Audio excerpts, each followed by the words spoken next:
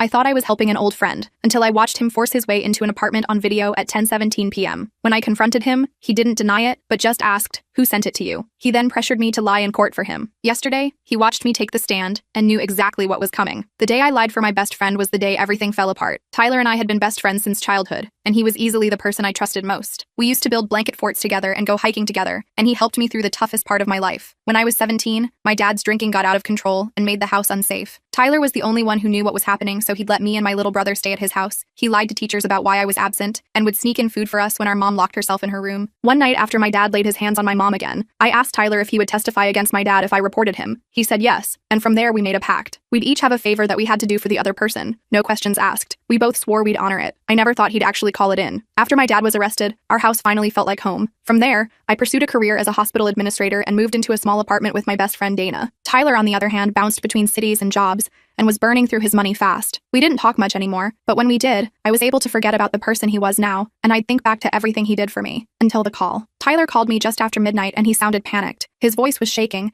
and I could barely make out what he was saying. He had said his ex Brooke was accusing him of laying his hands on her. He said she was lying and was trying to destroy him. I never thought Tyler would be capable of that, especially after seeing what my mom had to go through with our dad. I was inclined to believe him, until he said, "I need you to tell the cops I was with you last night." I asked him why, but said he was cashing in his no questions asked favor that I had promised him years ago. I went silent. My gut told me this was bad. Part of me was already screaming, "Don't do it." I knew doing this meant betraying my mom because she had gone through this. But then he started talking about how he'd always been there for me, and I knew what kind of person he was, the kind that testified against an offender. He said I owed him this, so, even though every part of me knew it was wrong, I said yes. The next day, I went to testify at the police station. Detective Rivera interviewed me, and he was so calm the entire time it actually made me more nervous. He asked where Tyler had been during the night in question. I told him we'd watched a movie and ordered Thai food. I named a random movie and described the food in detail. I talked too much and too fast, and I saw his pen slow down halfway through his notes. He asked a few more specific questions about what time Tyler had left, and which restaurant we ordered from. I answered as if I had nothing to hide, but deep down I knew I had crossed a line. As soon as I left, I called Tyler. I needed to hear him say he was innocent and make it sound believable. Instead, he went into a long-winded explanation about how Brooke was unstable and vindictive. He kept repeating that she was crazy and obsessed with him. I asked why he didn't just tell the truth if he had nothing to hide,